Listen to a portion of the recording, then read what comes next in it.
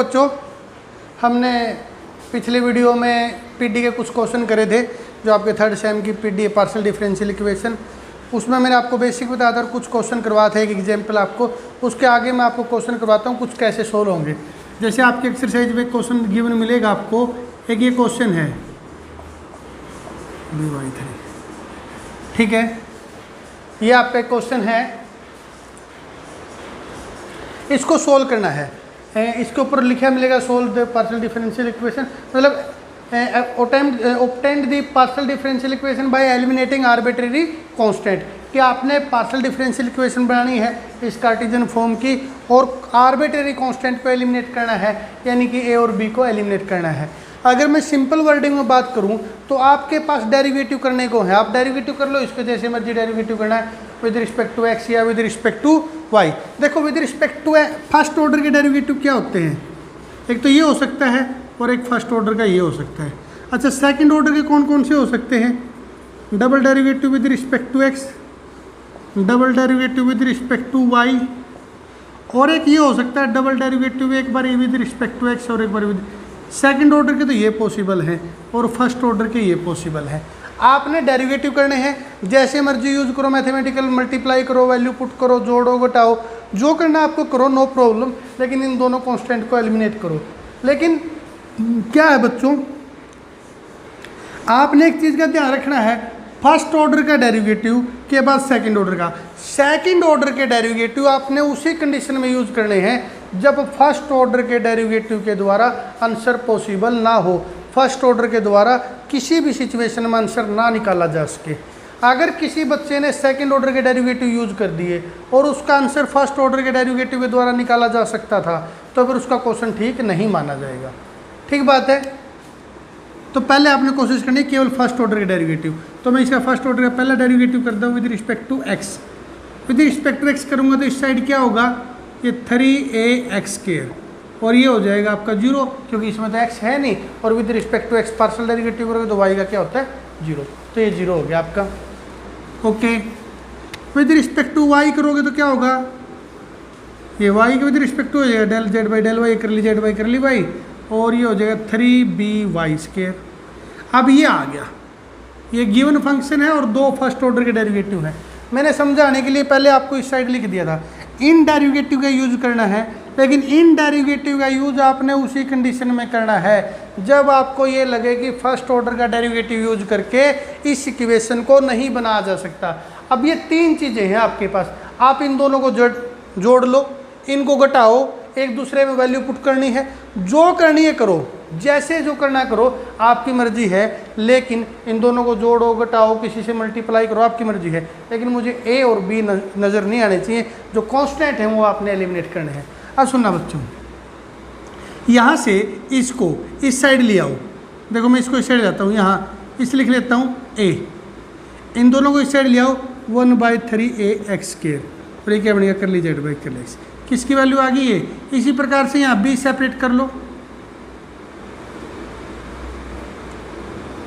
ये इस साइड आगे क्या बन जाएगा 1/3y², ये बन गया ना बच्चों। ये वैल्यू किसकी आ गई, मैं थोड़ा ऐसे लिख लेता हूँ, ए की वैल्यू भी आ गई, बी की भी आ गई, दोनों इक्वेशन नंबर 1 में पुट कर दो। इक्वेशन नंबर डाल लेना, इसको 1 2 या जो भी आपको जो भी नंबरिंग हो आपके उसके अकॉर्डिंग, इनको नंबर दो तो दे लेना, इनकी कोई ज़रूरत नहीं है नंबर देने की, तो आप यहाँ इसको इक्वेशन नंबर 1 लिखोगे, पुटिंग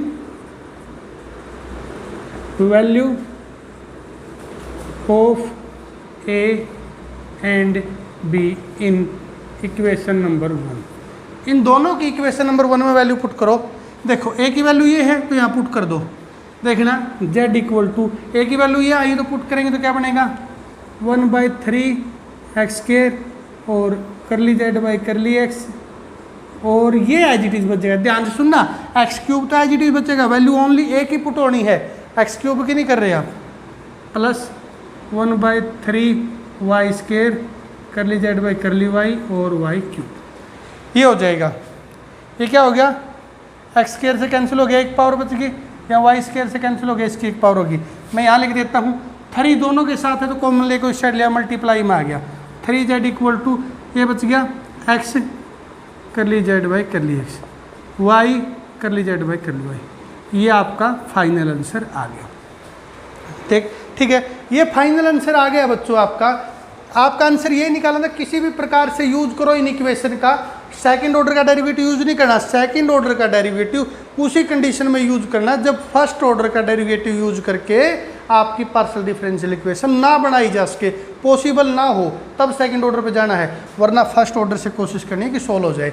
हमने सोल्व कर दिया। अब मैं आपको एक बात समझाना चाहता हूँ, कई बार एक क्वेश्चन करते हैं, एक बच्चे ने सोल्व कर दिया, उसका आंसर बिल्कुल ठीक है, क्योंकि टारगेट यही था हमारा कि कांस्टेंट को एलिमिनेट करके पार्शियल डिफरेंशियल इक्वेशन बनानी थी, जो कि हमारे पास आ गई। ठीक है, लेकिन बच्चों मैं आपके माइंड से एक बात दूर करना चाहता हूँ कि कई बार लगता है कि ये एक प्रोसीजर होगा जो सर ने करवा दिया। नहीं, इससे और भी कई तरीके हो सकते हैं। आपको हमेशा मैथ में टारगेट पता होना चाहिए क्या करना है। आपने पार्शियल डिफरेंशियल इक्वेशन बनाई है और कांस्टेंट को एलिमिनेट करना है, तो ज़रूरी थोड़ा कि एक ही तरीका है। मैं दूसरा चाहता हूँ कैसे हो सकता था इसी क्वेश्चन का। देखो, उसके माइंड में आता कि इसको x से मल्टीप्लाई कर लूँ, इसको y से, इसको x से कर लो दोनों साइड, या x या क्या बनेगा x क्यूब, इसको दोनों साइड y से कर लो y, और यहाँ y से करो तो क्या बनेगा y क्यूब। अब दोनों को ऐड कर दो,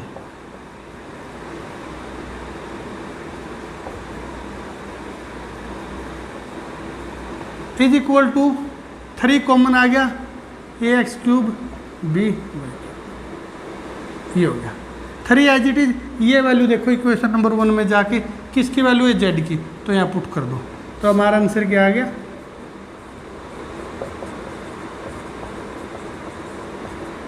इस साइड 3z, वही आ गया बच्चों जो पहले था, सेम आ गया। ये भी हो सकता है कि एक से ज़्यादा आंसर पॉसिबल हो, ये भी नहीं कोई सेम ही आएगा आंसर, आंसर डिफरेंट भी हो सकते हैं, बट मेन बात था जो हमारा आंसर आया है उसमें ये दोनों कांस्टेंट नहीं होने चाहिए, दोनों कांस्टेंट नहीं, ए और बी यहाँ पर नहीं है। समझ में आ गया होगा आपको ये, ठीक है। देखो बच्चों नेक्स्ट क्वेश्चन सेम उसी का है, ये फिर पीटी फॉर्मुलेशन करनी है, एलिमिनेटिंग द आर्बिट्रेरी कांस्टेंट, ए और बी जो कांस्टेंट हैं उनको एलिमिनेट करना है। फिर मैं बता रहा हूँ पहले फर्स्ट ऑर्डर के डेरिवेटिव ट्राई करेंगे, फर्स्ट ऑर्डर के डेरिवेटिव पे नहीं हुआ तब सेकंड ऑर्डर के डेरिवेटिव ट्राई करेंगे। ठीक है, मैं पार्शियल डेरिवेटिव करता हूँ विद रिस्पेक्ट टू एक्स, यहाँ ए ये 0 हो जाएंगे। ठीक है, फिर partial derivative with respect to y, आप जानते हो विद रिस्पेक्ट टू वाई करोगे तो ये 0 हो गया, ए तो कांस्टेंट है 2a² y और b का 0 हो गया। ये तीनों हैं आपकी, किसे में किसे की वैल्यू पुट करो, मल्टीप्लाई करो, ऐड करो, डिवाइड करो, जो करना करो, नो प्रॉब्लम। अब मुझे एक ऐसी इक्वेशन इन तीनों का यूज करके आपने जो पुट करना जो करना करो। आपको देखो हमें रट्टा नहीं मारना कि एक यही तरीका है, पीडी में एक क्वेश्चन के पता नहीं कितने आंसर पॉसिबल हो सकते हैं। ठीक है, तो आपने क्या करना है कि आप कुछ भी करो, इन तीनों में वैल्यू पुट करो, एक दूसरे से माइनस करो, ऐड करो, जो करना करो। ए बी ये जो कांस्टेंट है a² और b ये नज़र नहीं आने चाहिए। अब ये वैल्यू किसकी है बच्चों, a की। मान लो इसको इक्वेशन नंबर 1 डाल दो, इक्वेशन नंबर 2 और इक्वेशन नंबर 3। तो इक्वेशन नंबर 1 में किसकी वैल्यू है, a की, तो लिखोगे पुटिंग a इक्वल टू कर लीजिए डिवाइड कर लिया इन इक्वेशन नंबर 3 में पुट कर दो, तो कर लीजिए डिवाइड कर ली वाई, ए की वैल्यू ऊपर ये है ना, तो 2 इसका स्केयर हो जाएगा, कर लीजिए डिवाइड कर ली एक्स का स्केयर, और ये आपका वाई, और एक ऐसी इक्वेशन आ गई जिसमें आपने कोई भी कांस्टेंट नज़र नहीं आएंगे, ना ए ना ए स्केयर ना बी आ गई। अब बच्चे के माइंड में ही आता है कि सर आपने ये वैल्यू थी इसमें क्यों पुट करी, इसमें भी तो पुट कर सकते थे। देखो अगर इसमें ए की वैल्यू पुट करोगे ठीक है, यहाँ एलिमिनेट हो जाएगा, यहाँ ये बी तो रह जाएगा, बेनिफिट तो नहीं होता। इसमें वैल्यू पुट कर देते बी फिर भी रह जाता, और हमारा फाइनल आंसर वो होता है जिसमें कांस्टेंट ना हो, एलिमिनेट होने चाहिए, तो एलिमिनेट नहीं होते, इस वजह से वो गलत होता है, इसलिए यहाँ पुट करने में बेनिफिट था, हो गया। तो इस प्रकार से आप इसके क्वेश्चन सोल्व कर सकते हो, और ध्यान से याद रखना कि कैसे, मतलब क्या है कि पीटी का मतलब क्या है, अपने कांस्टेंट को एलिमिनेट करना है। तो एग्जाम्पल आपको समझ में आ गया होगा। इस एक्सरसाइज में अगर कोई पर्टिकुलर एग्जाम्पल आपको प्रॉब्लम है तो आप मुझे बता सकते हो, या पीटी का और कोई प्रॉब्लम है तो बता सकते हो। नेक्स्ट वीडियो में मैं आपको अगले जो टाइप के होते हैं जिनमें आर्बिट्रेरी फंक्शन एलिमिनेट करना होता है वो करवाऊंगा। Okay, thank you.